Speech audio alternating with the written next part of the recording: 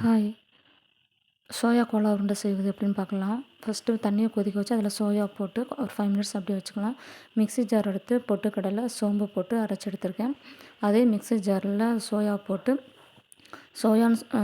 போட்டு அதையும் கொஞ்சம் 1, 2மா அரைச்சி எடுத்துக்கலாம்.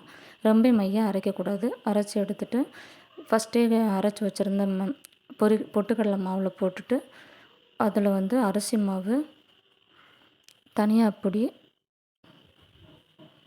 கரம் மசாலா பொடி, சில்லி பொடி, இதில் வெங்காயம், கருவேப்பிலை, சோம்பு போட்டு ஊட்டுற பதம் வர்ற அளவுக்கு நல்லபடியாக பிசைஞ்சு எடுத்துட்டு அதுலேயும் கொஞ்சம் தண்ணியாக இருந்ததுன்னா அரிசி மாவு போட்டு பிசைஞ்சுக்கலாம். ஆயிலை காய வச்சு உருண்டை பிடிச்சி உங்களுக்கு என்ன ஷேப்பில் தேவையோ அந்த ஷேப்பில் போட்டுக்கலாம்.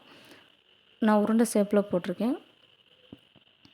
அப்படியே போட்டுக்கலாம். இன்னொரு டைப் மைதா மாவு கொஞ்சம் கரைச்சி வச்சுருக்கேன். கார்ன்ஃப்ளெக்ஸ் கொஞ்சம் நறுக்கி வச்சுருக்கேன்.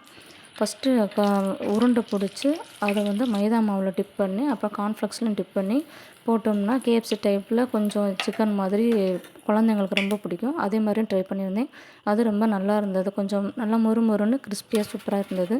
பசங்க ரொம்ப விரும்பி சாப்பிட்டாங்க. குழந்தைங்களுக்கு பிடிக்கிற மாதிரி இந்த மாதிரி செஞ்சால் ரொம்ப விரும்பி சாப்பிடுவாங்க. நல்லா டேஸ்ட்டாக இருந்தது.